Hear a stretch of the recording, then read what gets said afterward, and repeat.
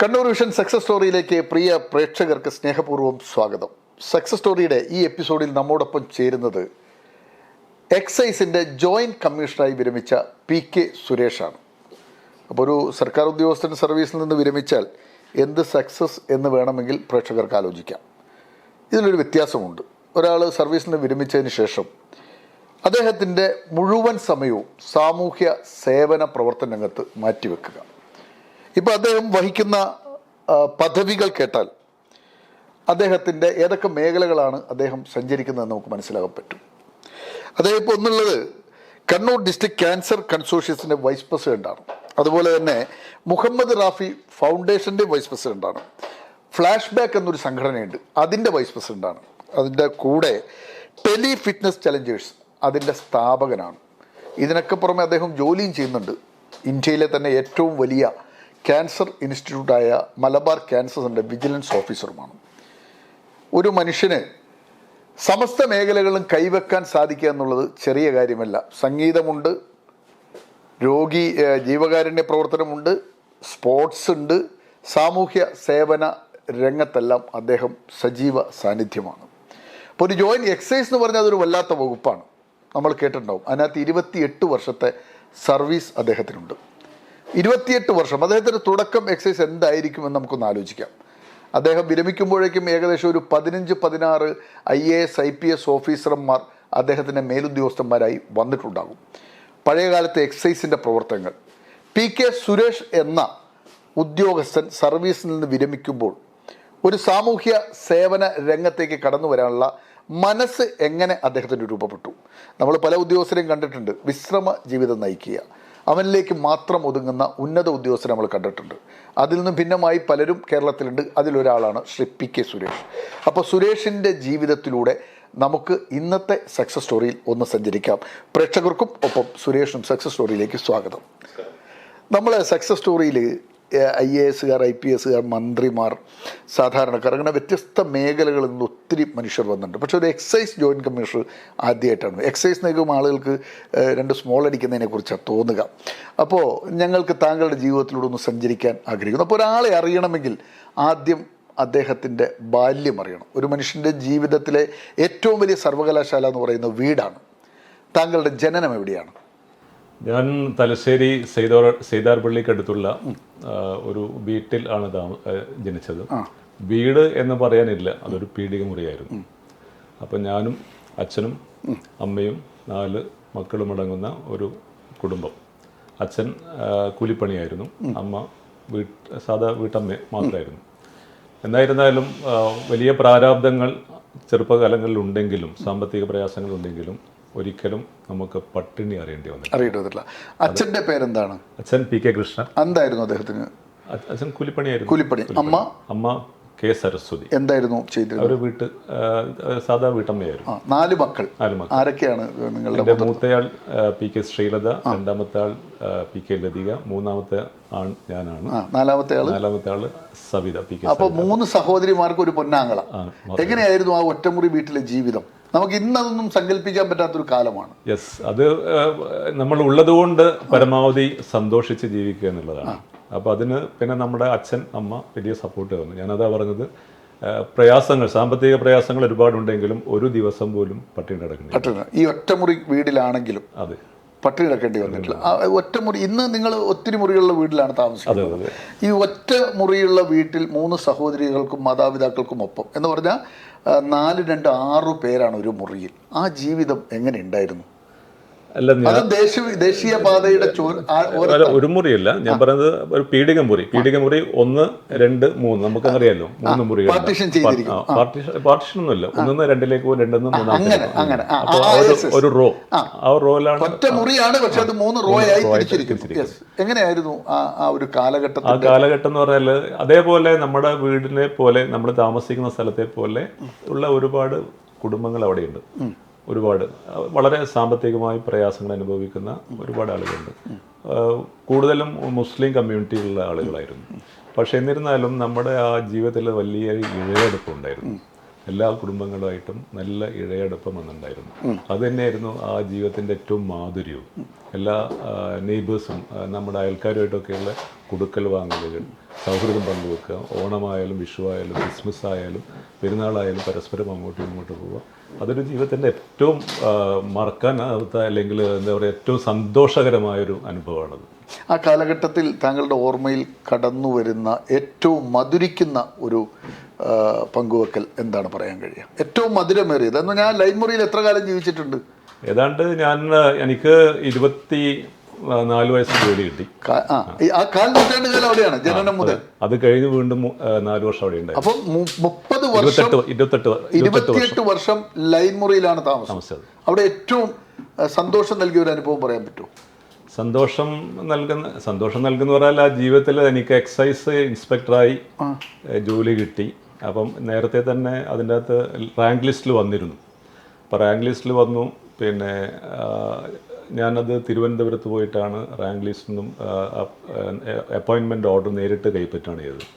നേരിട്ട് കൈപ്പറ്റി വീട്ടിലേക്ക് വന്നപ്പം അച്ഛൻ ജോലിക്ക് പോയതാണ്. അപ്പോൾ അച്ഛൻ ജോലി ചെയ്യുന്ന സ്ഥലത്തേക്ക് ഞാൻ ഈ അപ്പോയിൻമെൻറ്റ് ഓർഡറായിട്ട് പോകുമ്പം അച്ഛനുമായിട്ടുള്ളൊരു സമാഗമമുണ്ട്. എവിടെയായിരുന്നു അത്? അച്ഛനൊന്ന് ജോലി ചെയ്തത് പിലാക്കുൽ ഒരു വീട്ടിൽ.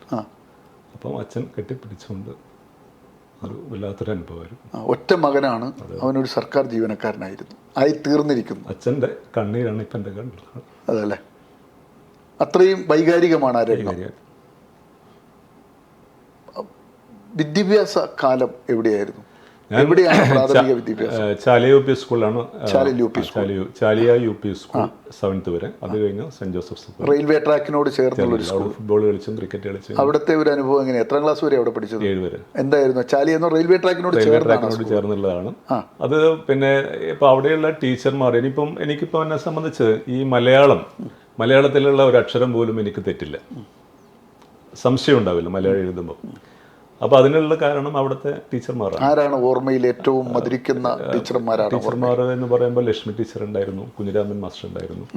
അപ്പോൾ അവരൊക്കെയാണ്. പിന്നെ രാമകൃഷ്ണൻ മാസ്റ്റർ. അപ്പോൾ അവരൊക്കെയുള്ള ക്ലാസ്സുകൾ വളരെ എന്ന് പറഞ്ഞാൽ നമ്മുടെ ഒരു കുട്ടികളെ പോലെ, സ്വന്തം മക്കളെ പോലെ ഒരു ശിക്ഷണവും ഉണ്ട് അതിനകത്ത്. ശിക്ഷണവും സ്നേഹവും ഒരുമിച്ച് കൊണ്ടുള്ള ഒരു പരിപാടിയാണ്.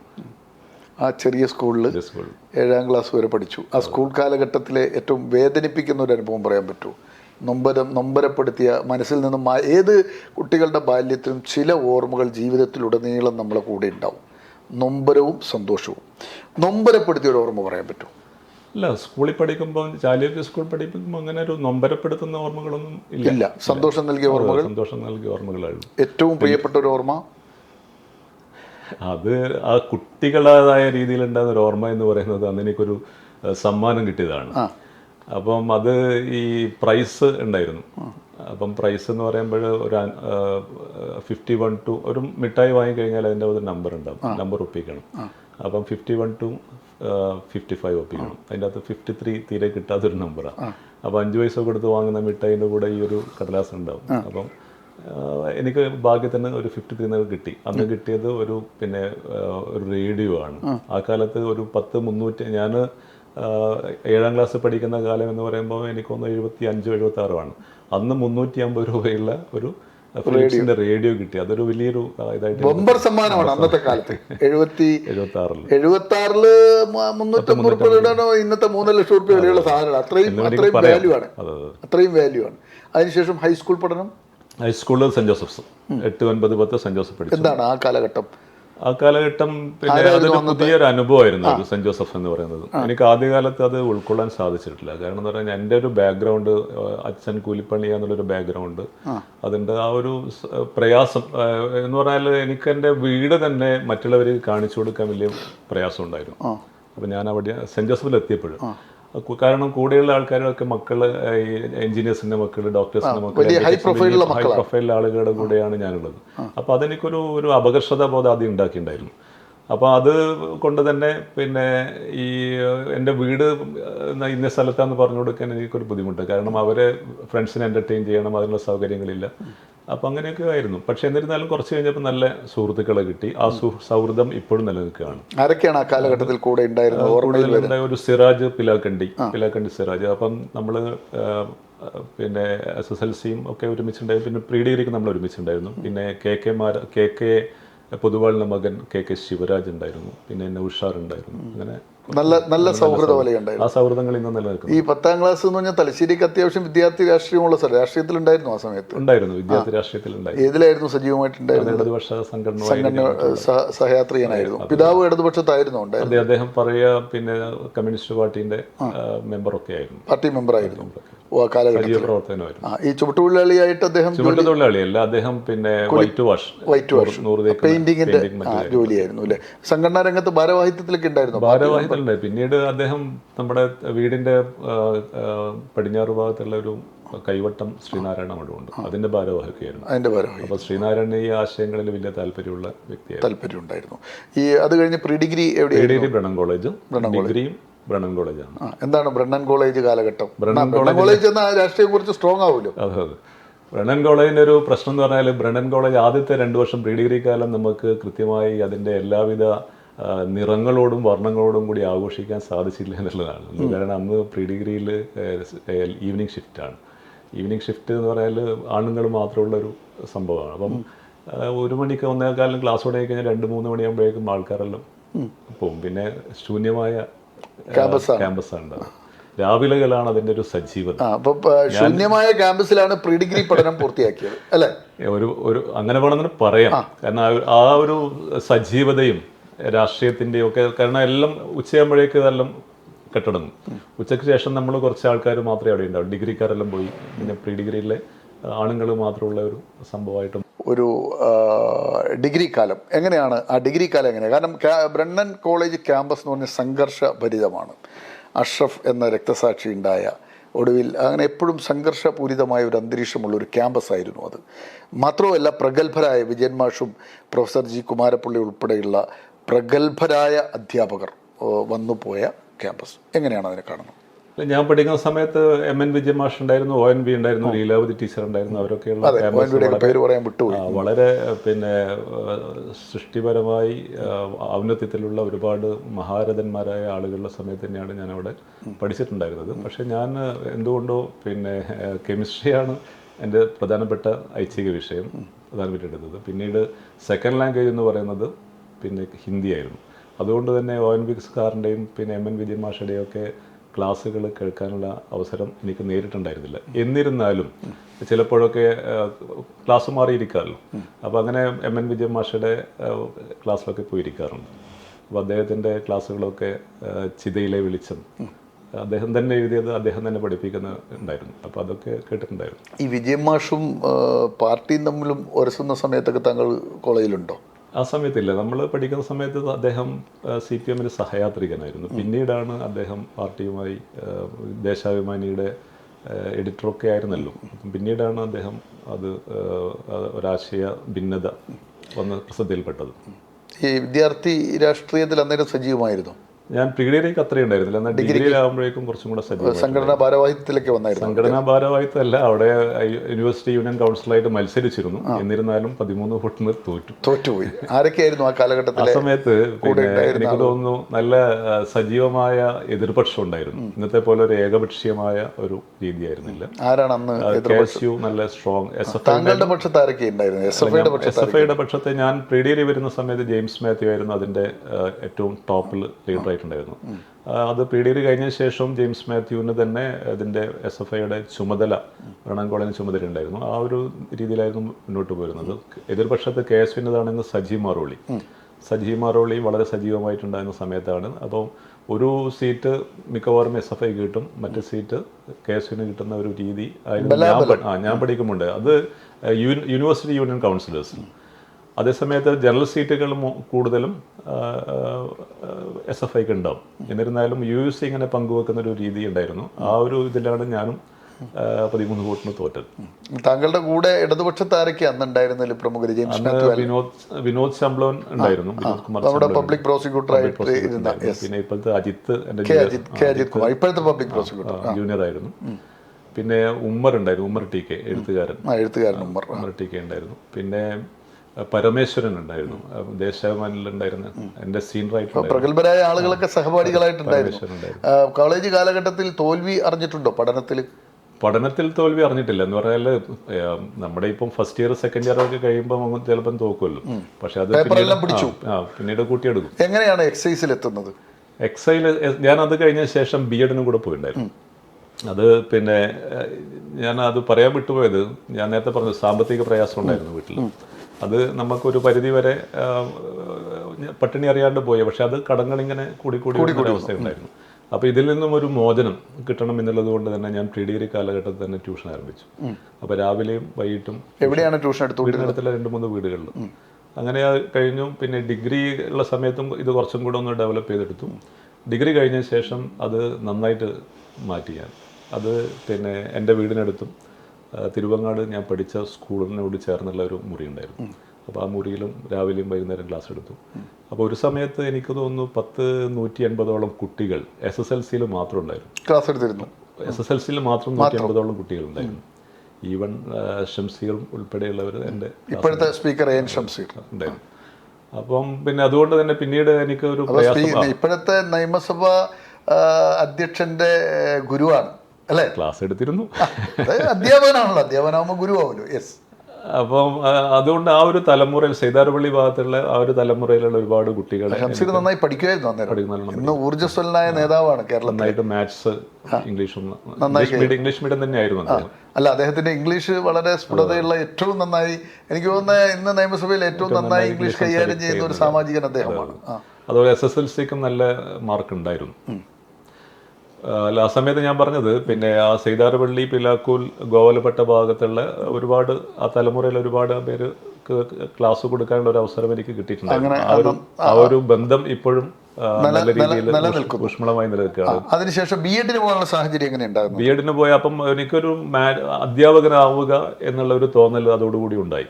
അപ്പോൾ അതിനിടയിലാണ് നമ്മുടെ ബ്രണ്ണൻ കോളേജിലുള്ള ഒരു അധ്യാപകൻ, ഒരു സത്യൻ മാഷ് എന്നോട് പറഞ്ഞു, ഇങ്ങനെ ഇവിടെ മൈസൂരിൽ നല്ലൊരു സ്ഥാപനമുണ്ട്, RIMSE, Ramakrishna mission institute of moral and spiritual education. അപ്പോൾ അവിടെ നല്ല സ്ഥാപനമാണ്, നീ അവിടെ ഒന്ന് അപേക്ഷ കൊടുക്കുമെന്ന് പറഞ്ഞു. വെറുതെ പോയി അപേക്ഷ കൊടുത്തു. ഇൻ്റർവ്യൂ കിട്ടി. അപ്പം കിട്ടിയപ്പം എനിക്ക് കിട്ടി അവിടെ. പക്ഷെ സാധാരണ എന്നേക്കാളും കൂടുതൽ മാർക്കറ്റുള്ള ആൾക്കും അവരും കിട്ടിയിരുന്നില്ല. അതൊരു നല്ല ഇതായിരുന്നു. പക്ഷേ ആ റിംസയിലുള്ളൊരു അനുഭവം അല്ലെങ്കിൽ ജീവിതം എന്ന് പറഞ്ഞാൽ ഒരു വലിയൊരു ഭയങ്കരമായൊരു അനുഭവമാണ്. കാരണം ഒരു സന്യാസ ജീവിതമാണ്. നമ്മൾ 100 പേർ, കർണാടക, കേരള, തമിഴ്നാട്, ആന്ധ്ര, ഈ 100 പേർക്കും പ്രത്യേകം മുറികൾ. രാവിലെ 4 മണിക്ക് എഴുന്നേൽക്കണം. 4 മണിക്ക് എഴുന്നേൽക്കുക. 5 മണിയാകുമ്പോഴേക്കും. അത് ഏത് മിഷണറി നടത്തുന്നതാണ്? രാമകൃഷ്ണ മിഷൻ. 100 കുട്ടികൾ, ആണുങ്ങൾ മാത്രമേ ഉള്ളൂ. വലിയൊരു ആശ്രമമാണ്. അപ്പം രാവിലെ എഴുന്നേൽക്കുക, പിന്നെ അവരുടെ പ്രയർ ഹാളിൽ പോവുക. 5 മണിക്ക് വെള്ളിയും മാത്രമേ ഇടാൻ പാടുള്ളൂ. ഷാൾ ധരിച്ച് പ്രയർ ഹാളിലേക്ക് പോകണം. പ്രയർ നടത്തി അത് കഴിഞ്ഞ് യോഗാസനം ചെയ്യും. യോഗാസനം ചെയ്ത ശേഷം പിന്നെ ക്ലാസ് പഠിക്കാൻ പോകുമ്പം നമ്മൾ ഓരോരുത്തർക്കും ഓരോ മുറിയാണ്. ഡെഡ് സൈലൻസ് ആയിരിക്കും, ഒരു ഒച്ചയുണ്ടാവില്ല. അവരവരെ മുറി പോയിട്ട് പഠിച്ചോളുക. അടുത്ത ബെല്ലടിക്കുമ്പം പുറത്തേക്ക് വരിക, ഭക്ഷണം കഴിക്കുക. അടുത്ത ബെല്ലടിക്കുമ്പം ക്ലാസ്സിലേക്ക് പോകുക. അങ്ങനെ സന്യാസ ജീവിതം ബെല്ലിനാൽ നിയന്ത്രിക്കപ്പെടുന്ന ഒരു വർഷം. BEd ആണല്ലോ, ഒരു വർഷം. അപ്പോൾ പുറത്തേക്ക് പോകണമെന്നുണ്ടെങ്കിൽ ഈവൻ ഞായറാഴ്ച വൈകുന്നേരങ്ങളിൽ മാത്രമേ നമുക്ക് പുറത്തേക്ക് പോകാനുള്ള പെർമിഷനുള്ളൂ. അവർക്ക് നമുക്ക് വേറൊരു ആവശ്യം വേണ്ടി പുറത്തേക്ക് പോകണ്ട. ഭക്ഷണമുണ്ട് അവിടെ അത്യാവശ്യം. പെർമിഷനോട് കൂടി ഞായറാഴ്ച ഉച്ചയ്ക്ക് 2 മണിക്ക് പോയി 6 മണിക്ക് തിരിച്ചു വരാം. അത് മാത്രമേ ഉള്ളൂ. അപ്പോൾ അതൊരു നല്ലൊരു. അതിലൂടെ എന്തെല്ലാം താങ്കൾ നേടിയ കരുത്തെന്താണ് അതിലൂടെ? അല്ല, അതൊരു പിന്നെ നമ്മുടെ മനസ്സിൻ്റെ തന്നെ ഒരു എന്താ പറയുക, ഒരു നല്ല രീതിയിൽ നമ്മുടെ സന്യാസത്തിലേക്ക് മനസ്സ് പോയായിരുന്നു. അത് പോയില്ല. എന്തുകൊണ്ട്? അല്ല, അത് സന്യാസ ജീവിതത്തോട് എനിക്ക് താല്പര്യമില്ല. പക്ഷെ മനസ്സിനെ നിയന്ത്രിച്ച്. നിങ്ങളെ ആ ടീമിലുള്ള ആരെങ്കിലും സന്യാസരായി മാറിയിട്ടുണ്ടോ? ആരും പോയിട്ടില്ല. പക്ഷെ അവര് പിന്നെ ജോലി വാഗ്ദാനം ചെയ്തിട്ടുണ്ടായിരുന്നു. അത് സന്യാസമായിട്ട് ബന്ധപ്പെട്ടല്ല. അവിടുന്ന് താല്പര്യം ഉണ്ടെങ്കിൽ നിങ്ങൾക്ക് ജോലി തരാമെന്ന് പറഞ്ഞാൽ എനിക്ക് ജോലി അവർ ഓഫർ ചെയ്തു. എന്ത് ജോലിയായിരുന്നു? അധ്യാപകനായിട്ട്. അത് പിന്നെ ഇവിടെ നാഗാലാൻഡിൽ രാമകൃഷ്ണ മിഷന്റെ അവരെ സ്ഥാപനത്തിൽ അവിടെ തരാമെന്ന് പറഞ്ഞു. പിന്നെ അവർക്ക് എത്ര വിദ്യാലയങ്ങൾ എങ്ങനെയുണ്ട്? കോഴിക്കോടൊക്കെ ഉണ്ടല്ലേ? എന്തായിരുന്നു അവരുടെ മുദ്രാവാക്യം? എന്തായിരുന്നു, ഓർമ്മയുണ്ടോ? വിവേകാനന്ദന്റെ സ്വാമി വിവേകാനന്ദന്റെ ആശയം ശ്രീരാമകൃഷ്ണ പരമഹംസരുടെ ആശയങ്ങൾ പ്രചരിപ്പിക്കുക എന്നുള്ളതാണ് അവരുടെ രീതി. അതൊരു നല്ല, അത് മതത്തിന് അതീതമായിട്ട്, അതായത് എല്ലാ മുസ്ലിങ്ങളുണ്ടായിരുന്നു, ക്രിസ്ത്യൻസൊക്കെ ഉണ്ടായിരുന്നു. അതിനൊന്നും എല്ലാം നമുക്ക് മോറൽ ആൻഡ് സ്പിരിച്വൽ എഡ്യൂക്കേഷൻ പഠിപ്പിക്കുന്നുണ്ട്. അപ്പോൾ അതിനകത്ത് ഖുറാനെക്കുറിച്ചും മറ്റേ നമ്മുടെ ഭാരതീയ തത്വസംഹിതകളെക്കുറിച്ചും പിന്നെ ക്രിസ്തീയ ഇതൊക്കെ കുറിച്ച് പഠിപ്പിക്കുന്നുണ്ട്. അപ്പോൾ ആ രീതിയിലുള്ള ആ 1 ഇയർ പരിശീലനം വലിയ കരുത്ത് നൽകി. അന്ന് അതൊരു നമുക്ക് പ്രയാസമായി തോന്നി. കാരണം എന്ന് പറഞ്ഞാൽ നമ്മളൊരു ചെറുപ്പം 24 വയസ്സുള്ള സമയത്ത് എല്ലാം കൊണ്ടും കെട്ടിയിടപ്പെടുന്നത്, അതായത് വളരെ സ്വാതന്ത്ര്യം അനുഭവിച്ച് നമ്മൾ കെട്ടിയിടപ്പെട്ട ഒരു തോന്നലായി. ഈ 4:30 മണിക്ക് എണീക്കാന്നെല്ലാം പറഞ്ഞാൽ വലിയ പണിയാണ് അല്ലേ? അത് കഴിഞ്ഞ് ഇപ്പം തിരിഞ്ഞു നോക്കുമ്പോൾ നമ്മൾ ചിലപ്പോഴൊക്കെ പഴയ ആൾക്കാരൊക്കെ കൂടി ചേരുമ്പോൾ അന്നത്തെ ആ ഒരു ഇത് അനുഭവം പരസ്പരം പറയും.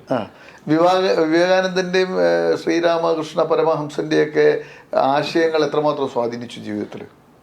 അല്ല, നമ്മളിപ്പം മഹാന്മാരായ ആളുകളിൽ നമ്മൾ നല്ലതെടുക്കുക, അല്ല, എല്ലാ മഹാന്മാരുടെയും എല്ലാ അറിവുകളും നമ്മളിലേക്ക് കിട്ടൂല. ഇപ്പം മഹാന്മാർ ഒത്തിരി ഉണ്ട്, പക്ഷെ താങ്കൾ ഒരു വർഷം അവിടെ ജീവിച്ചപ്പോൾ ആ അറിവുകൾ താങ്കൾക്ക് കിട്ടി. അല്ല, അതിനകത്ത് വിവേകാനന്ദൻ്റെ ഒരു കൊട്ടേഷൻ ഉണ്ട്, നിങ്ങൾ ആദ്യം അമ്പലങ്ങളെല്ലാം ഉണ്ടാക്കേണ്ടത് കളിക്കളങ്ങളാണ്. അതുകൊണ്ട് ആദ്യം നിങ്ങളുടെ ആരോഗ്യം നല്ല ഹെൽത്തി ബോഡിയിൽ മാത്രമേ ഹെൽത്തി മൈൻഡ് ഉണ്ടാവുള്ളൂ. അപ്പോൾ അതാണ് ഇപ്പൊ താങ്കൾ പിന്തുടരുന്നത്. ഓക്കെ, എങ്ങനെ പിന്നെ അധ്യാപനം എന്ന ഒരു മേഖല വിട്ട് എക്സൈസ് എന്ന സംവിധാനത്തിലേക്ക് വന്നു? പിന്നീട് ജോലി വേണമല്ലോ. അപ്പം സ്ഥിരം ജോലി വേണമെന്നുള്ളത് കൊണ്ട് എല്ലാ ജോലിക്കും അപേക്ഷ കൊടുക്കും. അപ്പോൾ അത് ക്ലർക്കായിട്ടും, പിന്നെ ഞാൻ ബി എഡ് കഴിച്ചതുകൊണ്ട് അധ്യാപകനായിട്ടും ഫിസിക്കൽ സയൻസ് അധ്യാപകനായിട്ടും അതോടൊപ്പം തന്നെ എക്സൈസ് കണ്ടപ്പോൾ എക്സൈസും പോലീസിലൊക്കെ കൊടുത്തു. അപ്പോൾ കൊടുത്തതിൽ പിന്നെ ഇതൊരു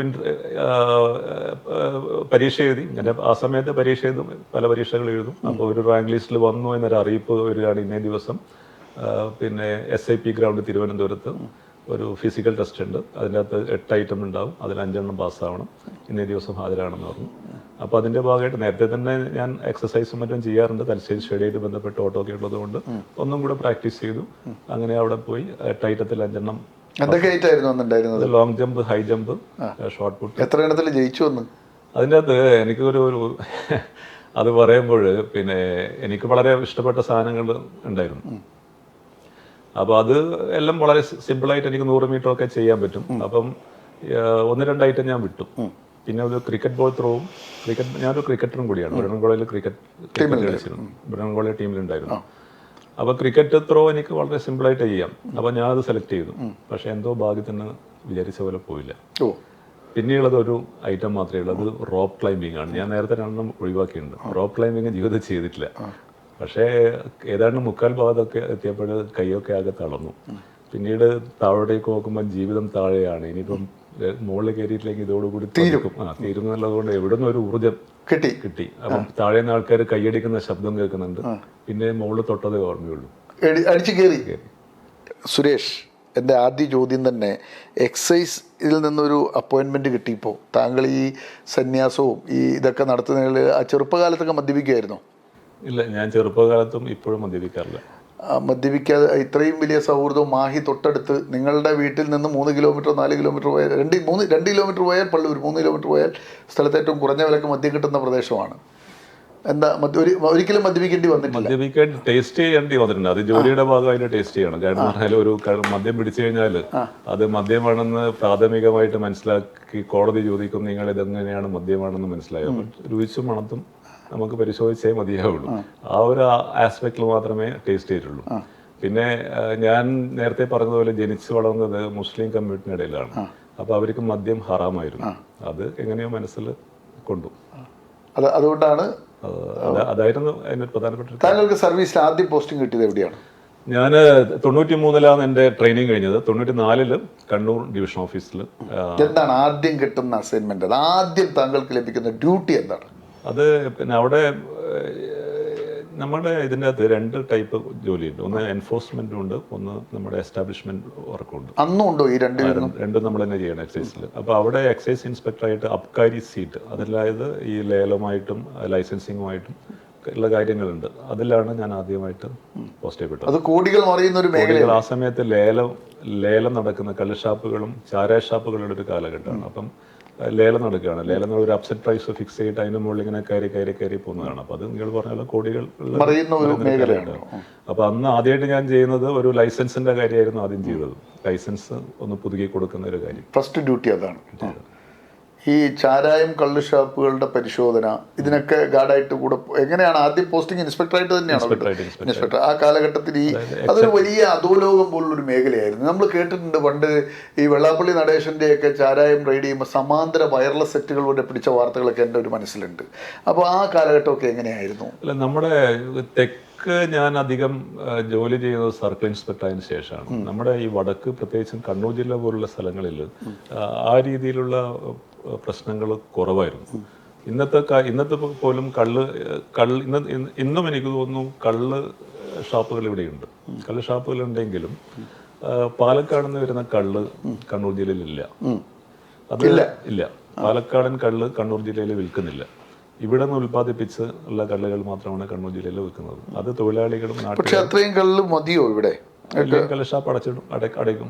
അങ്ങനെയാണ് ഞാൻ കണ്ടുവന്നിട്ടത്. അപ്പൊ അതുപോലെ തന്നെ ഈ തെക്കൻ മേഖലയിൽ ഉണ്ടാകുന്ന രീതിയിലുള്ള ഭയാനകമായ പ്രശ്നങ്ങൾ വടക്കൻ മേഖലയിൽ കുറവാണ്. എന്തൊക്കെയായിരുന്നു ആ കാലഘട്ടത്തിൽ സൗഹൃദം കൊണ്ട് നേരിട്ടിട്ടുള്ള ചാരായവും കള്ളും ഉണ്ടായിരുന്ന ആ ഒരു കാലം? എക്സൈസിന്റെ സുവർണകാലം എന്നാണ് കൈക്കൂലി വാങ്ങുന്നവരുടെ കാലഘട്ടം. വലിയ വരുമാനമുള്ളൊരു മേഖലയായിരുന്നു. ആ കാലഘട്ടത്തെക്കുറിച്ചുള്ള ഓർമ്മകൾ എന്താണ്? അത് ഞാൻ പറഞ്ഞത്, ഞാൻ 93 സർവീസിൽ വന്നു. 94 എക്സൈസ് ഇൻസ്പെക്ടറായിട്ട് ഫുൾ ഫ്ലെഡ്ജഡ് ആയിട്ട് ജോയിൻ ചെയ്തത്. 96 ആകുമ്പോഴേക്കും ചാരായം നിരോധിച്ചു. ഏതാണ്ട് 2 വർഷം മാത്രമേ ഉണ്ടായിരുന്നുള്ളൂ. ചാരായത്തിന്റെ കാലം ഉണ്ടായിരുന്നു. അപ്പോഴേ ആ സമയത്തൊക്കെ ഞാൻ ഇവിടെ കണ്ണൂർ ജില്ലയിലാണ് വർക്ക് ചെയ്തത്. അതുകൊണ്ട് തന്നെ കണ്ണൂർ ജില്ലയിൽ ഇപ്പം ഏതൊരു കച്ചവടത്തിലും ലാഭം കിട്ടാൻ വേണ്ടി പല കൃത്രിമ മാർഗങ്ങളും സ്വീകരിക്കും. പക്ഷെ ആ രീതിയിലുള്ള ചില മാർഗങ്ങളൊക്കെ സ്വീകരിച്ചിട്ടുണ്ടായിരിക്കാം. എന്നാലും ആ സമയത്ത് വലിയ രീതിയിലുള്ള ഒരു പ്രയാസങ്ങളോ അല്ലെങ്കിൽ വലിയ രീതിയിലുള്ള കേസുകളൊന്നും എനിക്ക് ആ സമയത്ത് കിട്ടിയിട്ടില്ല. സാധാരണക്കാർക്ക് പിടിയില്ലാത്തൊരു വകുപ്പ് എക്സൈസ് എന്താന്ന് പറഞ്ഞു കഴിഞ്ഞാൽ അങ്ങനെ ഒരു വകുപ്പുണ്ടെന്ന് അറിയാം. ഇപ്പൊ ചാരായൊന്നും ഇല്ലാത്തതുകൊണ്ട് ഇവരുടെ പണി എന്താണെന്നുള്ള ജനം ചിന്തിക്കുക. താങ്കൾ പ്രധാനമായും താങ്കളുടെ സർവീസ് കാലത്ത് കയറുമ്പോൾ ആദ്യം കയറുന്ന സമയത്ത് ആരായിരുന്നു എക്സൈസ് കമ്മീഷണർ ആയിട്ടുണ്ടായിരുന്നത്? ഓർമ്മയുണ്ടോ? അത് ഇല്ല, ആ സമയത്തുള്ള ഓർമ്മയില്ല. എന്തായിരുന്നു ആ കാലഘട്ടത്തിലെ പ്രധാന പണി?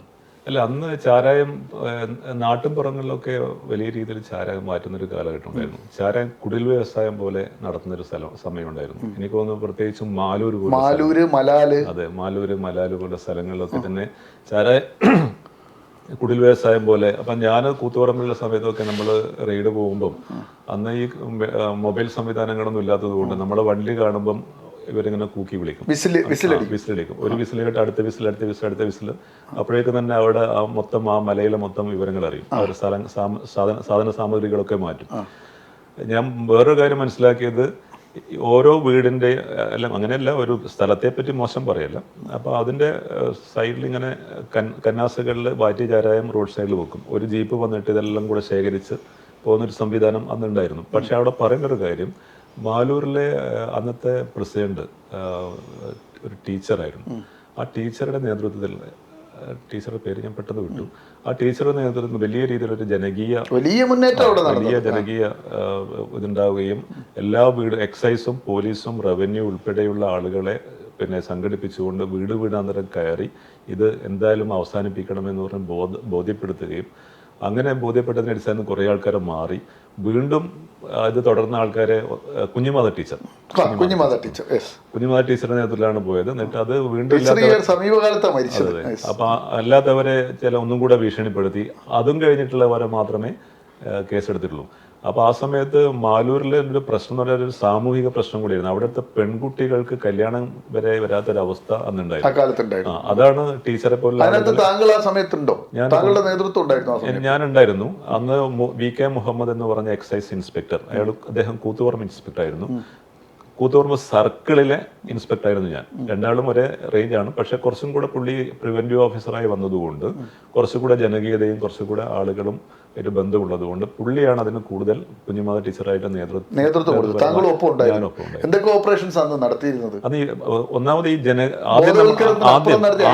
ആദ്യം നമ്മൾ ഈ പരമാവധി നശിപ്പിക്കുക എന്നുള്ളതാണ്. പരമാവധി പിന്നെ സ്പോട്ടുകൾ കണ്ടെത്തി നമുക്ക് അന്നൊക്കെ ഇൻഫർമേഷൻസ് കിട്ടുന്നത് പ്രധാനമായിട്ട് സ്ത്രീകളിൽ നിന്നാണ്. കാരണം അവർ ഈ പശുവിനെ മേയ്ക്കാനും ആട് മേയ്ക്കാനും ഒക്കെ ഇങ്ങനെ പോകുമ്പം അവർ പല സ്ഥലങ്ങളിൽ ഇത് കാണും. എങ്ങനെ ഇൻഫർമേഷൻ പാസ് ചെയ്യും? അന്ന് ഈ പറഞ്ഞതുപോലെ നമ്മൾ ഫോണില്ല. അപ്പം നമ്മൾ റെയ്ഡ് പോകുമ്പം അവർ മെല്ലെ പറയുന്ന സ്ഥലത്തുണ്ട് എന്ന് പറയും. അവർ പശുവിനെ മേയ്ക്കുന്നതായിരിക്കും. പക്ഷെ അവർ ചിലപ്പോൾ എന്ത് ചെയ്യുന്ന പറയാലും എവിടെയെങ്കിലും ഈ വഴിയുണ്ടല്ലോ, വഴിയിൽ ഇവർ ഈ ഇലയും മറ്റും പറിച്ചിട്ട് വഴി കാണിക്കാൻ വേണ്ടിയിട്ട് കാണിച്ചു തരും. ഭയങ്കര തന്ത്രപരമായ നീക്കമാണല്ലോ. അപ്പം പറയും ഇത് അതിലൂടെ പോയാൽ മതി എന്ന് പറയും. അപ്പം അങ്ങനെ അവർ നല്ല രീതിയിലുള്ള സഹകരണം ഉണ്ടായിരുന്നു. ഈ പറഞ്ഞ പോലെ ആദ്യം നശിപ്പിക്കുക, പിന്നെ ഈ വീട് വിടാന്തരമുള്ള ബോധവൽക്കരണം, എല്ലാ വിഭാഗം പിന്നെ ഉദ്യോഗസ്ഥന്മാരും ജനങ്ങളിലുള്ള ബോധവൽക്കരണം, പിന്നീട് ആക്ഷൻ എടുത്തു. ചിലർക്കൊക്കെ കേസുകൾ എടുക്കുമ്പോൾ നടപടികൾ എന്ന് പറയുമ്പോൾ 1-2 കേസ് എടുത്തു. കേസ് എന്ന് പറയാൻ അബ്കാരി കേസിൻ്റെ അകത്ത് വളരെ ശക്തമായ 96-ന് ശേഷം വളരെ ശക്തമായ നിയമമാണ്. അതായത് പിന്നെ ചാരായം കൈവശം വെച്ച് കഴിഞ്ഞാൽ 10 വർഷം വരെ ശിക്ഷ കിട്ടും. 10 വർഷം ശിക്ഷ 10 വർഷം വരെയാണ്. 1 ലക്ഷം രൂപ മിനിമം 1 ലക്ഷം രൂപ പിഴയുമാണ്. മിനിമം 1 ലക്ഷം രൂപ. അത് ചാരായാലും മാഹി മദ്യമായി കഴിഞ്ഞാലും അത്രയും ശക്തമായൊരു നിയമമാണത്. അപ്പം പിന്നെ അതുകൊണ്ട് തന്നെ നമ്മൾ ആദ്യം ഇങ്ങനെ കേസെടുത്തു കഴിഞ്ഞാൽ ഇതാണ് ശിക്ഷ, റിമാൻഡ് ചെയ്യപ്പെടും, ജാമ്യം കിട്ടില്ല, ജാമ്യമില്ലാത്ത വകുപ്പാണ്. ആ രീതിയിലുള്ള ബോധവൽക്കരണം ജനങ്ങളിലേക്ക് നടത്തുകയും 2-3 തവണ ഇത് കഴിഞ്ഞ ശേഷം 1-2 കേസെടുത്തപ്പോഴാണ് ആൾക്കാർക്ക് മനസ്സിലായി ഇപ്പം പിന്നോട്ട് പോയേ പറ്റൂ. അങ്ങനെയാണ് പൂർണ്ണമായും ഒരു പരിധി വരെ അവിടെ ക്ലിയർ ആയത്. ഈ ഇൻസ്പെക്ടർ പോസ്റ്റിൽ നിന്ന് പിന്നെ പ്രൊമോഷൻ ആയിട്ട് സർക്കിൾ ഇൻസ്പെക്ടറായി. അതെവിടെയാണ് പോസ്റ്റിംഗ്? സർക്കിൾ ഇൻസ്പെക്ടറായി ആദ്യം വടകരയിൽ 2000-ലാണ് വടകര. പിന്നെ ഞാൻ തൃശ്ശൂരിലാണ് ജോലി ചെയ്തത്. തൃശ്ശൂർ വേറൊരു ലോകമാണ്. അവിടുത്തെ ഒരു എക്സ്പീരിയൻസ് എന്ന് പറയുന്നത് ഇന്നേ തന്നെ ഇവിടുത്തെ ഈ നമ്മുടെ വടക്കൻ മേഖലയിൽ, അതായത് കണ്ണൂർ കോഴിക്കോടിലേനേക്കാളും, കോഴിക്കോട് ഞാൻ ജോലി ചെയ്തില്ല ആ സമയത്ത്, കണ്ണൂരിലേനേക്കാളും കൂടുതൽ നാർക്കോട്ടിക് കേസുകൾ അന്ന് അവിടെ ഉണ്ടായിരുന്നു. അപ്പോൾ NDPS ആക്ട്, ആ NDPS ആക്ട് ആദ്യം പിന്നെ 2001 അതിൻ്റെ ഒരു അമെൻമെൻറ്റ് വന്നു. അതുവരെ നല്ല ശക്തമായ നിയമമായിരുന്നു. 2001 അമെൻമെൻറ്റ് വന്നതിന് ശേഷമാണ് അതിനകത്ത് ചെറിയൊരു ഡിറ്റക്റ്റിംഗ് ഓഫീസർ, അതായത് കേസെടുക്കുന്ന ആൾക്ക് ചെറിയൊരു പ്രയാസം വന്നു തുടങ്ങിയത്. അപ്പം ആദ്യം ഉള്ളത് അതിൻ്റെ നിയമത്തിൽ പിന്നെ ശിക്ഷകളെ 3ആയിട്ട് മാറ്റി. അതായത് സ്മോൾ ക്വാണ്ടിറ്റി പിടിച്ചു കഴിഞ്ഞാൽ ഒരു ശിക്ഷ, മിഡിൽ ക്വാണ്ടിറ്റി പിടിച്ചു കഴിഞ്ഞാൽ ഒരു ശിക്ഷ, കമേഴ്സ്യൽ ക്വാണ്ടിറ്റി പിടിച്ചു കഴിഞ്ഞാൽ ഒരു ശിക്ഷ എന്ന രീതിയിലേക്ക് ആ നിയമത്തിലൊരു മാറ്റം വന്നു. ഞാൻ തൃശ്ശൂരിൽ പോയതിനു ശേഷം ഒരുപാട് നാർക്കോട്ടിക് കേസുകൾ എടുത്തു. ഇതേപോലെ മേജർ കേസുകൾ എന്ന് പറഞ്ഞാൽ പിന്നെ 20 കിലോന് മുകളിലുള്ള കേസുകളൊക്കെ വരും അതിനകത്ത്. അപ്പം ഈ ഇപ്പോഴത്തെ നിയമപ്രകാരം 1 കിലോന് താഴെ കഞ്ചാവ് പിടിക്കുകയാണെങ്കിൽ അവന് ജാമ്യം കിട്ടും. ഇപ്പം അതാണ് 1 കിലോയിൽ താഴെ പിടിച്ച ജാമ്യം കിട്ടും. എന്തുകൊണ്ടായിരിക്കും അങ്ങനെ ലളിതമാക്കിയെന്ന് പറയാല് എനിക്കറിയില്ല. അതെന്താ, ഉത്തരേന്ത്യയിലൊക്കെ ഇത് കുറച്ചും കൂടെ വ്യാപകമായ ഒരു സംഭവമൊക്കെ ആയതുകൊണ്ടായിരിക്കാം. കാരണം കേന്ദ്ര നിയമമാണ് narcotic drugs and narcotic NDPS act. അപ്പം ഈ 1 കിലോ നമുക്ക് പലപ്പോഴും ഡിറ്റക്റ്റിംഗ് ഏജൻസിക്ക് അല്ലെങ്കിൽ എൻഫോഴ്സ്മെന്റ് ഏജൻസിക്ക് പഴി കേൾക്കുന്ന ഒരു സംഭവമുണ്ട്. ഇപ്പം നമ്മളെ തലശ്ശേരി ടൗണിൽ എക്സൈസ് പിടിക്കുന്നു, അല്ലെങ്കിൽ പോലീസ് ഒരു കേസ് പിടിക്കുന്നു. അപ്പം നാട്ടുകാർ കാണുന്നത് ഒരാളെ പിടിക്കുന്നു, അയാളിൽ നിന്ന് കുറേ കഞ്ചാവ് പിടിക്കുന്നു. കഞ്ചാവ് നിറ ഉണങ്ങിയ ഇലയാണ്. അപ്പം കാണുമ്പോൾ കുറേ ഉണ്ടാവും, പക്ഷെ തൂക്കി നോക്കുമ്പോൾ കുറവേ ഉണ്ടാവുള്ളൂ. അപ്പോൾ തൂക്കി നോക്കുമ്പോൾ അത് 10-800 ഗ്രാമേ ഉണ്ടാവുള്ളൂ. അവനെയും പിടിച്ച് അറസ്റ്റ് ചെയ്ത് മജിസ്ട്രേറ്റിൻ്റെ അടുത്തേക്ക് പോയി. മജിസ്ട്രേറ്റ് ചോദിക്കും ജാമ്യക്കാരുണ്ടോ എന്ന് ചോദിക്കും. കാരണം നിയമം അതാണ്, ജാമ്യം ഉണ്ടെങ്കിൽ ജാമ്യം എടുത്തിട്ട് വരും. വൈകുന്നേരം ആകുമ്പം ഈ കക്ഷി വീണ്ടും ടൗണിലേക്ക് ഉണ്ടാവും. അപ്പൊ സ്വാഭാവികമായിട്ടും എക്സൈസ് പോലീസ് അവർ ഇതിനകത്ത് വെള്ളം ചേർത്തിട്ടാണ് ഇവന് ജാമ്യം കിട്ടിയത് എന്ന ഒരു ദുഷ്പേര് അല്ലെങ്കിൽ എന്നൊരു ആരോപണം സാധ്യമായ ഒരു സംഭവമാണ്. താങ്കളുടെ സർവീസ് കാലഘട്ടത്തിൽ എത്ര അനുഭവങ്ങൾ ഉണ്ടായിട്ടുണ്ടോ?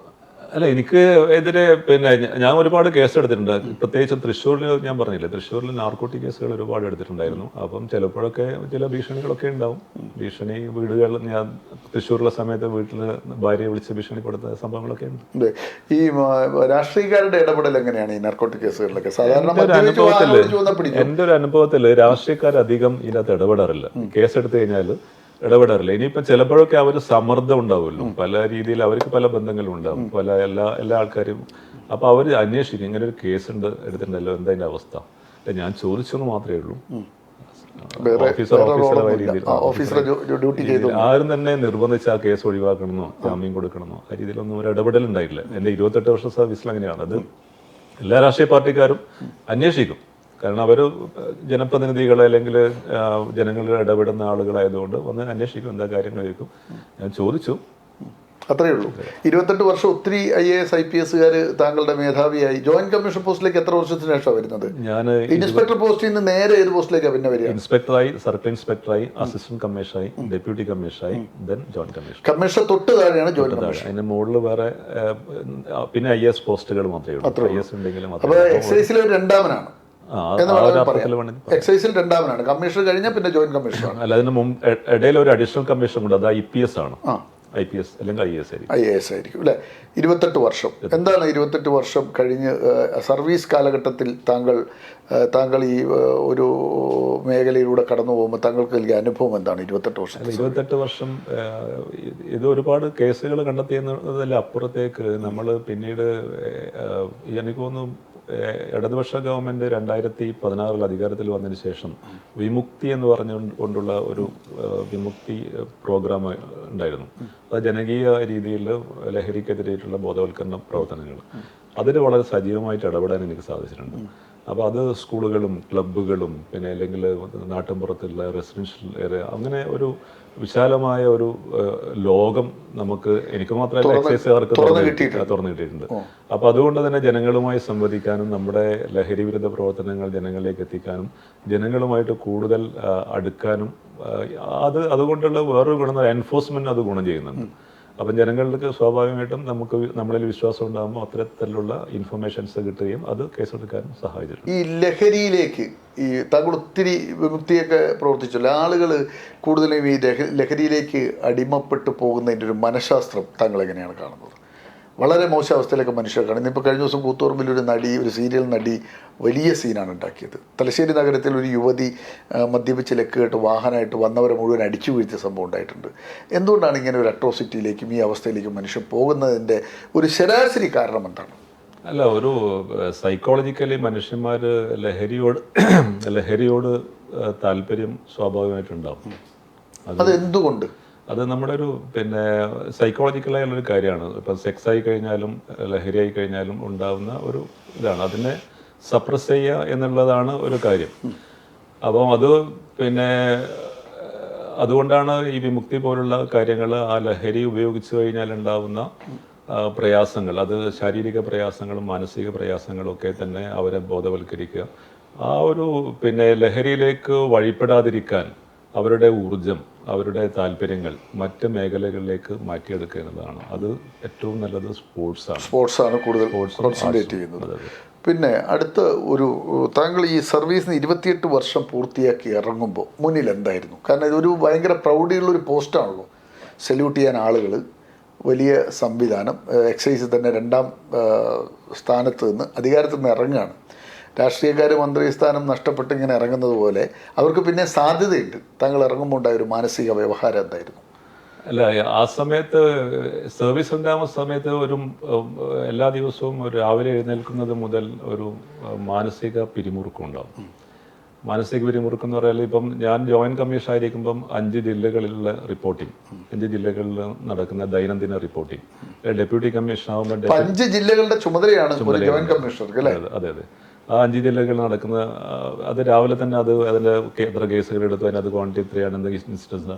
അതുപോലെ തന്നെ ഓരോ 5 ജില്ലകളിൽ നടക്കുന്ന ഓരോ സംഭവങ്ങൾക്കും, ഈവൻ ഒരു ആള് മദ്യപിച്ചും അധിക മദ്യപാനം മൂലം അവിടെ വഴിയെ കിടക്കുന്നു, അത് ചിലപ്പോൾ റിപ്പോർട്ടിംഗ് ആവും. ചിലപ്പം ആളുകൾ മരിക്കാം, അല്ലെങ്കിലും ഇവിടെ നിന്ന് പിന്നെ നമ്മുടെ മദ്യഷാപ്പുകളിൽ വേറെ എന്തെങ്കിലും പ്രശ്നങ്ങളുണ്ടാവും. അപ്പോൾ എല്ലാത്തിനും നമ്മളൊരു റെസ്പോൺസിബിളാണ്. അപ്പോൾ അപ്പോൾ എല്ലാവർക്കും റെസ്പോൺസിബിലിറ്റി ഉണ്ട്. ജോയിന്റ് കമ്മീഷൻ എന്ന രീതിയിൽ എനിക്കും അതിൻ്റെ റെസ്പോൺസിബിലിറ്റി ഉണ്ട്. അപ്പോൾ അത് കഴിഞ്ഞ് മാർച്ച് 31 കഴിഞ്ഞ്, ഞാൻ മാർച്ച് 31 റിട്ടയർ ചെയ്തത്. ഏപ്രിൽ 1 ആകുമ്പോഴേക്കും ഒരു എയറിൽ നിൽക്കുന്ന പോലെ വളരെ ഫ്രീ ആയിട്ട് നിൽക്കുന്ന ആദ്യ ദിവസം എന്താണ് തീരുമാനിക്കുന്നത്? വിരമിച്ചു കഴിഞ്ഞു, ഇനി എന്താണ് പരിപാടി എന്നുള്ളത് ആദ്യം തീരുമാനിച്ചത് എന്താണ്? ഇല്ല, ആ സമയത്ത് നേരത്തെ തന്നെ സാമൂഹിക പ്രവർത്തനങ്ങളിൽ ഞാൻ ഇടപെട്ടിട്ടുണ്ട്. അപ്പം കുറച്ചും കൂടെ സാമൂഹിക പ്രവർത്തനങ്ങളിൽ പറ്റാവുന്ന ശേഷം KCCC എന്ന് പറഞ്ഞാൽ Kannur district cancer control consortium ഉണ്ടായിരുന്നു. അപ്പം ഞാൻ വിരമിക്കുന്ന സമയത്ത് അതിന് മുന്നേ തന്നെ KCCയിൽ ഞാൻ ഭാരവാഹിയാണ്. ആ ഭാരവാഹി ആയതുകൊണ്ട് തന്നെ ക്യാൻസറിൻ്റെ വ്യാപനവുമായി ബന്ധപ്പെട്ട് വിവിധ ക്ലാസ്സുകൾ സംഘടിപ്പിക്കുക, അതൊക്കെ ഉണ്ടായിരുന്നു. അപ്പം നമ്മൾ ഈ സമയത്താണ് കോവിഡ് വന്നത്. ആ കോവിഡ് കാലഘട്ടത്താണ് ഞാൻ റിട്ടയർ ചെയ്യുന്നത്. അപ്പം ആ സമയത്ത് ഓൺലൈനിലൂടെ ക്ലാസ്സുകൾ സംഘടിപ്പിക്കാൻ ഒരുപാട് അവസരം കിട്ടിയിട്ടുണ്ട്. അപ്പൊ എല്ലാവരും വീടുകൾ അടച്ചിരിക്കുന്ന സമയത്ത് അപ്പം സജീവമായി ഈ കൺസോർഷ്യത്തിന്റെ പ്രവർത്തനങ്ങൾ പ്രധാനം എന്തൊക്കെയാണ്? ക്യാൻസർ ബോധവൽക്കരണം തന്നെയാണ്. അത് കഴിഞ്ഞ് താങ്കൾ വന്ന മേഖല ഏതാണ്? ക്യാൻസർ ബോധവൽക്കരണം കഴിഞ്ഞ ശേഷം പിന്നെ ഫ്ലാഷ് ബാക്ക് എന്ന് പറഞ്ഞിട്ടുള്ള വെറ്ററൻ സ്പോർട്സ്മെൻ അസോസിയേഷൻ, പഴയകാല കളിക്കാരുടെ തലശ്ശേരിയിലെ പഴയകാല അതിൽ ഈ പിന്നെ രഞ്ജി ട്രോഫി കളിച്ച ആൾക്കാരുണ്ട്, സന്തോഷ് ട്രോഫി കളിച്ച. എന്താണ് നിങ്ങളുടെ ആക്ടിവിറ്റീസ്? അല്ല, ഞാൻ പറഞ്ഞത് പിന്നെ ഈ ക്രിക്കറ്റ്, ഹോക്കി, ഫുട്ബോൾ ഇതിലൊക്കെ തലശ്ശേരിക്ക് അതിൻ്റെതായ പ്രാമുഖ്യമുണ്ട്. ഒരു സമയത്ത് കേരള ക്രിക്കറ്റ് തന്നെ വലിയൊരു വിഭാഗം ആളുകളും തലശ്ശേരിക്കാരായി. ഒരു 11-അംഗ ടീമിലെ 7 പേരും തലശ്ശേരി. അപ്പൊ ആ ഒരു അത്തരം ആളുകളൊക്കെ ഉള്ള ഒരു സംഘടനയാണ് ഈ ഫ്ലാഷ് ബാക്ക് എന്ന് പറയുന്നത്. അപ്പം അത് അവരുടെയൊക്കെ പഴയകാല കളിക്കാർ, അപ്പം അവരുടെ നല്ല കാലം, നല്ല ഊർജ്ജമൊക്കെ തന്നെ തലശ്ശേരിക്കോ അല്ലെങ്കിൽ കണ്ണൂർ ജില്ലക്കോ അല്ലെങ്കിൽ സ്റ്റേറ്റിനോ വേണ്ടി ചെലവഴിച്ച് ഇപ്പോഴവർ വേറെ 60-70 വയസ്സായി പല പ്രയാസങ്ങൾ അനുഭവിക്കുകയാണ്. സാമ്പത്തിക പ്രയാസം, ആരോഗ്യ പ്രശ്നങ്ങൾ. അപ്പൊ അങ്ങനെയുള്ള ആളുകളെ കണ്ടെത്തിയിട്ട് അവർക്ക് സാമ്പത്തിക സഹായം കൊടുക്കുക. അതിന്റെ പ്രസിഡന്റ് ആരാണ്? ചെയർമാൻ ആരാണ്? അതിന്റെ പ്രസിഡന്റ് അഫ്സൽ, പ്രസിഡന്റ് റഫീഖ്, പിന്നെ സെക്രട്ടറി അഫ്സൽ, ട്രഷറർ നിസാമുദ്ദീൻ. ഇവരൊക്കെ തന്നെ സ്റ്റേറ്റ് കളിച്ച ആൾക്കാരാണ്, സംസ്ഥാന താരങ്ങളാണ്. അപ്പൊ ഇവരുടെ നേതൃത്വത്തിലാണ് ഫ്ലാഷ് ബാക്ക്. അപ്പൊ ഈ സാമ്പത്തിക സഹായം കൊടുക്കുക.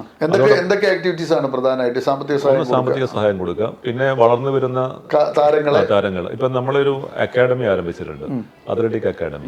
ആ അത്ലറ്റിക് അക്കാഡമിയിൽ നമ്മുടെ തലശ്ശേരിയിൽ പല സ്പോർട്സും ഉണ്ടെങ്കിലും അത്ലറ്റിക് രംഗത്ത് വലിയ രീതിയിൽ നമുക്ക് ശോഭിക്കാൻ സാധിച്ചിട്ടില്ല. ഇപ്പൊ സായുള്ള കുട്ടികൾ അവരുടേതായ പ്രകടനങ്ങൾ അവരുടേതായ പ്രാക്ടീസ് കൊണ്ട് ചെയ്യുന്നുണ്ട്. എന്നാലും പെൺകുട്ടികൾ, ഒരു 18 വയസ്സിന് താഴെയുള്ള പെൺകുട്ടികളെ സെലക്ട് ചെയ്തിട്ട് സായി തന്നെ റിട്ടയർ ചെയ്ത ജോസ് മാത്യു അങ്ങേരെ കൊണ്ട് വൈകുന്നേരങ്ങളിൽ നമ്മൾ ഫ്രീ ആയിട്ട് ട്രെയിനിങ് കൊടുക്കുന്നുണ്ട്. അപ്പൊ ആ രീതിയിൽ ഒരു മോൾഡിങ്ങിനുള്ള ശ്രമം നടത്തിയിട്ടുണ്ട്. ക്യാൻസർ രംഗത്തായി, കായിക രംഗത്ത് ഫ്ലാഷ് ബാക്ക്, അത് കഴിഞ്ഞ് സംഗീത രംഗത്ത് എന്ന് പറയാൻ മുഹമ്മദ് റാഫി ഫൗണ്ടേഷൻ എന്ന് പറഞ്ഞാൽ എങ്ങനെയാണ്? റഫിയുടെ ആരാധകനാണോ? പാട്ട് ഇഷ്ടമാണ്. പാട്ട് പിന്നെ ഫൗണ്ടേഷന്റെ പ്രവർത്തനങ്ങൾ എന്താണ്? മുഹമ്മദ് റാഫിയുടെ സംഗീതം പ്രചരിപ്പിക്കുക. അതോടൊപ്പം തന്നെ നമ്മുടെ തലശ്ശേരിയിലുള്ള പാട്ടുകാരായ ആളുകൾക്ക് പരമാവധി അവസരങ്ങൾ കൊടുക്കുക. അപ്പം പിന്നെ തലശ്ശേരിയെ പോലുള്ള പട്ടണത്തിൽ മറ്റ് എന്താ പറയുക, ഒരു നമ്മുടെ സന്തോഷത്തിന് സന്തോഷിക്കാനുള്ള അവസരങ്ങൾ കുറവാണ്.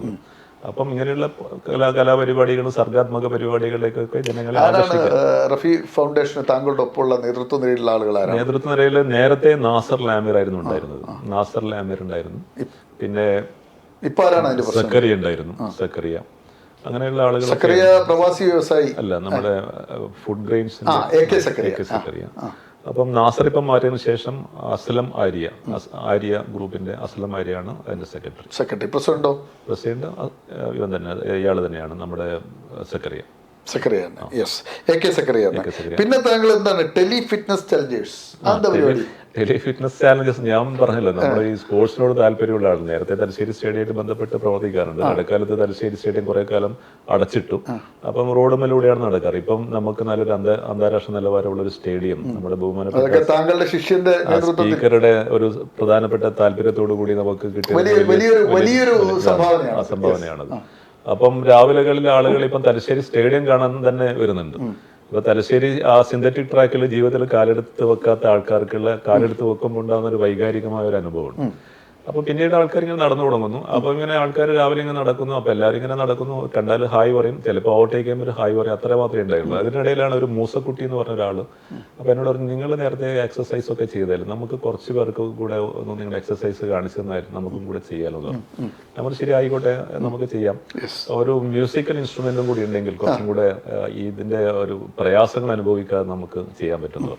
അങ്ങനെ എല്ലാവരും 500 രൂപ കൂടെ കൂട്ടിയിട്ട് ഒരു മ്യൂസിക് ഇൻസ്ട്രുമെന്റ് വാങ്ങി 5, 10 10, 20, 20, 30, 40, 100, ഇപ്പൊ എത്ര പേരുണ്ട്? 130ഓളം ആളുകൾ ടെലി ഫിറ്റ്നസ് ചാലഞ്ചേഴ്സ് 130 പേര്. ആരാണ് ഈ 130 പേര്? എവിടെ നിന്ന് വരുന്നു? നമ്മുടെ സമൂഹത്തിന്റെ വ്യത്യസ്ത മേഖലകളിലെ ആൾക്കാർ. ഏറ്റവും പ്രായം കുറഞ്ഞ ആളാരാണ്? സമൂഹത്തിന്റെ ഒരു ക്രോസ് സെക്ഷൻ. എല്ലാം വിരമിച്ച ആളുകളാണോ? അല്ലല്ല, എല്ലാ തരത്തിലുള്ള ആൾക്കാരുണ്ട്. ഡോക്ടേഴ്സ് ഉണ്ട്, എഞ്ചിനീയേഴ്സ് ഉണ്ട്, വീട്ടമ്മമാരുണ്ട്, അധ്യാപകരുണ്ട്, പ്രിൻസിപ്പാൾമാരുണ്ട്, സർക്കാർ സർവീസിൽ വിവിധ സർവീസിലെ ആളുകളുണ്ട്, ബിസിനസ്സുകാരുണ്ട്. അപ്പൊ സമസ്ത മേഖലകളിലെയും മനുഷ്യരുണ്ട്. ഒരു ക്രോസ് സെക്ഷൻ ഉണ്ട് അതിനകത്ത്. അത് പരിപാടികൾ എങ്ങനെയാണ്? ജാതിയില്ല, മതമില്ല, ഒന്നുമില്ല. എന്താ എങ്ങനെയാണ്? രാവിലെ നമ്മൾ ഒരു 6:45 ആരംഭിക്കും. 6:45 ആരംഭിച്ചത് ഒരു 10 മിനിറ്റ് നമ്മളൊരു ഫ്ലെക്സിബിൾ എക്സസൈസ് ആണ് ചെയ്യുന്നത്. ഫ്ലെക്സിബിൾ എക്സസൈസ് അതൊക്കെ മ്യൂസിക്കിന്റെ അടുത്ത് തന്നെ. അപ്പം മ്യൂസിക് ആകുമ്പോൾ നമുക്ക് അതിന്റെ മൊണോട്ടണസ് അനുഭവപ്പെടില്ല. അത് കഴിഞ്ഞൊരു 30 മിനിറ്റ്സ് നമ്മുടെ വാക്ക് എന്നുള്ളൊരു എക്സസൈസ് ഉണ്ട്.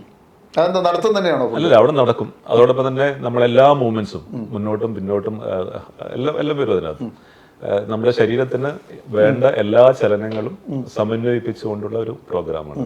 അത് കഴിഞ്ഞിട്ട് ഒരു 5 മിനിറ്റ് ഒരു സ്ലോ ഡൗൺ എക്സസൈസ്. നമ്മൾ ഇത്രയും ഒരു അരമണിക്കൂർ കഴിയുമ്പോഴേക്കും അരമണിക്കൂർ കഴിഞ്ഞാൽ നമ്മൾ ആകെ എക്സോസ്റ്റഡ് ആവും. പിന്നെ ഒരു സ്ലോ ഡൗൺ എക്സസൈസ്. അങ്ങനെ ടോട്ടലി ഒരു 45 മിനിറ്റ്സ് പാക്കേജ്. ഈ 130 പേരും വരുന്നുണ്ട്. 130 പേരും ഒരുമിച്ച് വരാറില്ല. ഓരോരുത്തർക്കും ഓരോ പ്രയാസങ്ങളുണ്ടാവും. ശരാശരി 40-നും 50-നും ഇടയിലുള്ള ആൾക്കാർ. വേറെന്തൊക്കെ ആക്ടിവിറ്റീസ് നിങ്ങൾ ചെയ്യുന്നത്? അപ്പം ഈ ഒരു കൂട്ടായ്മ വന്നു, ഒരു നല്ലൊരു ബോണ്ടേജ് ഉണ്ട്. ആദ്യം തമ്മിൽ പേര് വരെ അറിയാത്ത ആളുകൾ ഇന്ന് പേരറിയാം, അങ്ങോട്ടും ഇങ്ങോട്ടും സൗഹൃദം പങ്കുവെക്കുന്നു. ആ രീതിയിൽ നല്ലൊരു ബോണ്ടേജ് ഉണ്ടായിരുന്നു. ടീം വന്നിട്ടുണ്ട്. അപ്പൊ അതിന് നമ്മുടെ ഇൻഡിപെൻഡൻസ് ഡേ, ഓണം, അല്ലെങ്കിൽ നമ്മുടെ അധ്യാപക ദിനം ആചരിക്കുന്നു. പിന്നെ നമ്മുടെ കുട്ടികൾക്ക് അല്ലെങ്കിൽ പല കായിക ഇനങ്ങളിലും പങ്കെടുക്കുന്ന കുട്ടികളുണ്ടാവും. ആ കുട്ടികൾക്ക് കൊണ്ട് സാമ്പത്തിക സഹായം ചെയ്യും. ആ കുട്ടികൾ ജയിച്ചു വന്നു കഴിഞ്ഞാൽ അവർക്ക് സ്വീകരണം കൊടുക്കും. അങ്ങനെ സ്പോർട്സിനെ പ്രൊമോട്ട് ചെയ്യുക, ഹെൽത്തിനെ പ്രൊമോട്ട് ചെയ്യുക. അങ്ങനെ വളരെ ശക്തമായി മുന്നോട്ട് പോവുകയാണ്. ഇനി താങ്കളുടെ വഹിക്കുന്ന വേറൊരു പോസ്റ്റ് നമ്മൾ നോക്കുമ്പോൾ മലബാർ ക്യാൻസർ സെന്റർ, അതിന്റെ വിജിലൻസ് ഓഫീസറായി സേവനം. എന്താണ് മലബാർ ക്യാൻസർ സെന്റർ എന്ന് ഒരാൾ താങ്കളോട് ചോദിച്ചാൽ താങ്കൾ പറയുന്ന മറുപടി എന്തായിരിക്കും? നമ്മുടെ കിട്ടിയ ഏറ്റവും വലിയൊരു ഭാഗ്യമാണ്. നമ്മുടെ തലശ്ശേരി പോലുള്ള സ്ഥലത്ത് കിട്ടിയ ഒരു വലിയൊരു ഭാഗ്യമാണ്. ഇങ്ങനൊരു സെന്റർ മുൻകാലങ്ങളിലൊക്കെ തന്നെ ഇവിടെയുള്ള ആളുകൾ നമ്മൾ പിന്നെ മാവേലി എക്സ്പ്രസ്സിലോ അല്ലെങ്കിൽ മലബാർ എക്സ്പ്രസ്സിലോ പോകുമ്പോൾ അങ്ങനെ രോഗികൾ ഇവിടെ വടക്കുന്നും തെക്കോട്ടേക്ക് പോകുന്ന ഒരു അവസ്ഥയുണ്ടായിരുന്നു. അതിന് വലിയൊരു മാറ്റം വരുത്താൻ സാധിച്ചു. അപ്പം ഏറ്റവും ആധുനികമായ ചികിത്സ ഏറ്റവും സൗകര്യപ്രദമായ രീതിയിൽ ഏറ്റവും ചെറിയ നിരക്കിൽ കൊടുക്കാൻ സാധിക്കും എന്നുള്ളതാണ് മലബാർ ക്യാൻസർ സെന്ററിന്റെ ഞാൻ മനസ്സിലാക്കിയെടുത്തുള്ള കാര്യം. എന്ന് മാത്രമല്ല, അവരുടെ ഡയറക്ടർ ഉൾപ്പെടെയുള്ളവർ പറയുന്നത് സാമ്പത്തിക പ്രയാസം കൊണ്ട് ഒരു രോഗിക്ക് പോലും ചികിത്സ നിഷേധിക്കരുത്. അപ്പം ഒരു രോഗി പോലും സാമ്പത്തികമില്ല എന്നൊരു കാരണം കൊണ്ട് ചികിത്സ നിഷേധിക്കപ്പെടാൻ പാടില്ല എന്ന മോട്ടോയിലാണ് ഇത് പ്രവർത്തിക്കുന്നത്. അതിന് അവിടെയുള്ള ജീവനക്കാർ തന്നെ സാമ്പത്തിക സഹായം നൽകുന്നുണ്ട്. അതുപോലെ തന്നെ ബൈറൂഫ, കെയർ ആൻഡ് ക്യൂർ അങ്ങനെയുള്ള കുറേ സാമൂഹിക സംഘടനകൾ, വ്യക്തികൾ, ഇവരൊക്കെ തന്നെ അതിനുള്ള സംഭാവന. ഇത്രയും വലിയൊരു ക്യാൻസർ ഇൻസ്റ്റിറ്റ്യൂട്ടിൽ ഒരു വിജിലൻസ് ഓഫീസറുടെ റോൾ എന്താണ്? അത് ഒരു ഡെവലപ്പ് ചെയ്തുകൊണ്ടിരിക്കുന്ന ഒരു വലിയ രീതിയിലുള്ള കൺസ്ട്രക്ഷൻ ഇപ്പോൾ നടന്നുകൊണ്ടിരിക്കുകയാണ്. വലിയൊരു ഡെവലപ്മെൻറ്റ് 600 കോടി രൂപയുടെയൊക്കെ പിന്നെ വികസനം നടന്നുകൊണ്ടിരിക്കുകയാണ്. സ്വാഭാവികമായിട്ടും അതുമായി ബന്ധപ്പെട്ടുള്ള പരാതികളുണ്ടാകും. പിന്നെ ഏതാണ്ട് 1200ഓളം ജീവനക്കാർ അവിടെയുണ്ട്. അവർ തമ്മിലുള്ള അത്രയും ആളുകളുണ്ടാകുമ്പോൾ സ്വാഭാവികമായി ഉണ്ടാകുന്ന പരാതികളുണ്ട്. മനുഷ്യ സഹജമായ പല പ്രശ്നങ്ങളുണ്ടാകും. അപ്പോൾ ഈ കാര്യങ്ങളൊക്കെ തന്നെ അന്വേഷിക്കുക, റിപ്പോർട്ട് കൊടുക്കുക എന്നുള്ളതാണ്. അപ്പോൾ അത് പെർഫെക്റ്റായി ആ സ്ഥാപനം നടക്കണം എന്നുള്ളത് കൊണ്ട് തന്നെയാണ് അവിടെ തന്നെ ഒരു വിജിലൻസ് ഓഫീസറെ പോസ്റ്റ് വന്നിട്ടുള്ളത്. അല്ലാതെ വേറെ വിജിലൻസ് വരണ്ട, ഞങ്ങൾ തന്നെ അന്വേഷിച്ചെല്ലാം കണ്ടെത്തും. ഓക്കെ. അപ്പോൾ 28 വർഷത്തെ സർവീസിനിടയിൽ താങ്കളെ തേടിയെത്തിയ അംഗീകാരങ്ങൾ എന്തൊക്കെയാണ്? ഈ കാലഘട്ടത്തിനിടയിൽ എൻഫോഴ്സ്മെന്റുമായി ബന്ധപ്പെട്ടും അതോടൊപ്പം തന്നെ ലഹരി വിരുദ്ധ ബോധവൽക്കരണവുമായി ബന്ധപ്പെട്ടും 8 ഗുഡ് സർവീസ് എൻട്രികളും 5 ലെറ്റർ ഓഫ് അപ്രീസിയേഷനുകൾ ലഭിച്ചിട്ടുണ്ടായിരുന്നു. എന്ന് മാത്രമല്ല, എക്സൈസ് ഡിപ്പാർട്ട്മെന്റിൽ ആദ്യമായി മുഖ്യമന്ത്രിയുടെ മെഡൽ ഏർപ്പെടുത്തിയപ്പോൾ ആദ്യത്തെ മെഡൽ നിങ്ങൾക്കാണ് ഒന്ന് കിട്ടിയത്. അപ്പൊ നമ്മുടെ സമയം തീരുകയാണ്. താങ്കളുടെ കുടുംബത്തിലേക്കൊന്ന് പോകണമല്ലോ. സഹോദരിമാരൊക്കെ വീട്ടമ്മമാരായിട്ട് എന്തായാലും സുരക്ഷിതമായി ജീവിക്കുന്നു എല്ലാവരും. താങ്കളുടെ ജീവിത പങ്കാളി? എൻ്റെ ജീവിത പങ്കാളി മാഹിക്കാരിയാണ്. അവര് പിന്നെ ജിഷ എന്ന് പറയും പേര്. എങ്ങനെ കണ്ടെത്തി? പ്രണയം വല്ലതും ഉണ്ടോ? പ്രണയത്തിനൊന്നും അവസരം കിട്ടിയിട്ടില്ല. അറേഞ്ച്ഡ് മാരേജ് ആണ്. മക്കളോ? അവര് Thalassery saint Joseph higher secondary school. താങ്കൾ പഠിച്ച സ്കൂളിലെ അധ്യാപികയാണ്? ബോട്ടണി ടീച്ചറാണ്.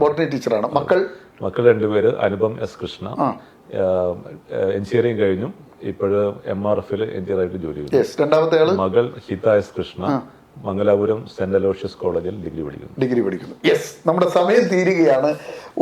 ഒരു സിനിമ കണ്ട ലാഘവം അല്ലെങ്കിൽ ഒരു സിനിമ ആസ്വദിക്കുന്ന രീതിയിലാണ് സുരേഷിൻ്റെ ജീവിതം കടന്നു പോയത്. കാരണം ദേശീയപാതക്കരിയിലെ ഒരു മുറിയിൽ നിന്ന് തുടങ്ങുന്ന ജീവിതം 28 വർഷം. നിങ്ങൾ ആലോചിക്കണം, സെയ്താർപള്ളി എന്ന് പറയുന്ന ദേശീയപാതയിലെ ഏറ്റവും കൺജസ്റ്റഡ് ആയിട്ടുള്ള ഒരു ഹൈവേ ആണ്. ഇപ്പോൾ ബൈപ്പാസ് വന്നപ്പം അവിടെ വാഹനങ്ങൾ കുറഞ്ഞെങ്കിലും ഈ 28 വർഷം അന്നത്തെ ആ ദേശീയപാതയിൽ 2 വർഷം മുമ്പാണ്, നമുക്ക് 1 വർഷം മുമ്പാണ്, 27 വർഷവും ഈ ലോറികളിങ്ങനെ കണ്ടെയ്നർ ലോറികൾ ഉൾപ്പെടെ ചീറിപ്പായുന്ന ആ ദേശീയപാതക്കരിയിലെ ഒരു ലൈൻ മുറിയിൽ ജീവിതം തുടങ്ങി. അവിടെ ജനിക്കുന്നു, ഈ 10-28 വർഷം അവിടെ ജീവിക്കുന്നു. അത് കഴിഞ്ഞ് കൂലിപ്പണിക്ക് പോകുന്ന പിതാവ്, അദ്ദേഹം കൃത്യമായി പഠിക്കുന്നു, അദ്ദേഹം സന്യാസത്തിലൂടെ കടന്നു പോകുന്നു. എക്സൈസിലാണെങ്കിലും അല്പം പോലും മദ്യപിക്കാതെ ലഹരിയിൽ നിന്ന് ഒരു ബിഗ് സല്യൂട്ട് നൽകി മാറി നിൽക്കുന്നു. സർവീസിലുള്ളപ്പോൾ തന്നെ വലിയ ലഹരി വിരുദ്ധ പ്രവർത്തനങ്ങൾക്ക് നേതൃത്വം കൊടുക്കുന്നു. സർവീസ് കഴിഞ്ഞ് അദ്ദേഹം ഇറങ്ങുമ്പോൾ ലഹരിക്കെതിരെ പടപൊരുതുന്നു, ക്യാൻസറിനെതിരെ പടപൊരുന്നു. നമ്മുടെ സമസ്ത മേഖലകളിലെയും മനുഷ്യരുടെ ആരോഗ്യം സംരക്ഷിക്കുന്നതിനായി നിതാന്ത പരിശ്രമം നടത്തുന്നു. അതിനൊപ്പം സംഗീതത്തിൻ്റെ ലോകത്തേക്കും അദ്ദേഹം നടക്കുന്നു. അപ്പോൾ ഒരു മനുഷ്യൻ തീരുമാനിച്ചാൽ, ചിട്ടയോടെ തീരുമാനിച്ചാൽ ഏത് മേഖലയുടെയും നമുക്ക് കടന്നു പോകാം. നമ്മുടെ സന്തോഷം നമുക്ക് തന്നെ കണ്ടെത്താം. ഇതിലൂടെയൊക്കെ ആത്യന്തികമായിട്ട് സുരേഷ് കണ്ടെത്തുന്നത് ഫസ്റ്റ് സുരേഷിൻ്റെ ഹാപ്പിനെസ് തന്നെയാണ്, സെക്കൻഡ് പൊതുസമൂഹത്തിൻ്റെയും. അപ്പോൾ നമ്മുടെ ജീവിതത്തിൽ പലരും പറയും എനിക്കൊരു സന്തോഷമില്ലാന്ന്. സന്തോഷം നമ്മുടെ മുന്നിലുണ്ട്. രാവിലെ നിങ്ങൾ സ്റ്റേഡിയത്തിലേക്ക് വരൂ, സുരേഷിൻ്റെ കൂടെ കൂടൂ, നിങ്ങൾ 45 മിനിറ്റ് സംഗീതം ആസ്വദിച്ചുകൊണ്ട് നിങ്ങളുടെ ആരോഗ്യം നിലനിർത്താനുള്ള പ്രക്രിയയിൽ ഏർപ്പെടൂ. അത് കഴിഞ്ഞ് നിങ്ങൾ ക്യാൻസർ രോഗികളെ പരിചരിക്കൂ. അതിനുശേഷം നിങ്ങൾ റഫിയുടെ നല്ല സംഗീതം കേൾക്കൂ. എല്ലാം ഒരു കുടക്കീഴിലുണ്ട് എന്നുള്ളത് ആര് നമ്മളെ പഠിപ്പിച്ചു തരുന്നു? സുരേഷ് എന്ന വ്യക്തി അദ്ദേഹത്തിൻ്റെ ജീവിതത്തിലൂടെ നമ്മൾ പഠിപ്പിച്ചു തരുന്നു. അതുകൊണ്ട് അലസരായിരിക്കുന്ന, ജീവിതത്തിൽ ഇനി എന്ത് എന്ന് ചിന്തിക്കുന്ന, എനിക്കൊന്നും ചെയ്യാനില്ലല്ലോ എന്ന് പറയുന്ന, നിരാശയുടെ കണിക മനസ്സിലേക്ക് കടന്നു വരുന്ന മനുഷ്യർ കാണണം സുരേഷിനെ പോലുള്ള ആളുകളെ. അവരെയൊക്കെ നിങ്ങൾക്ക് റോൾ മോഡലാക്കാം. അതിന് സക്സസ് സ്റ്റോറിയുടെ എപ്പിസോഡ് ഉപകരിക്കട്ടെ എന്ന് മാത്രമാണ് എനിക്ക് പറയാനുള്ളത് പ്രേക്ഷകർക്കും. ഒപ്പം വിലപ്പെട്ട സമയം ഞങ്ങൾക്ക് തന്ന സുരേഷിനും സക്സസ് സ്റ്റോറിയുടെ നന്ദി, നമസ്കാരം.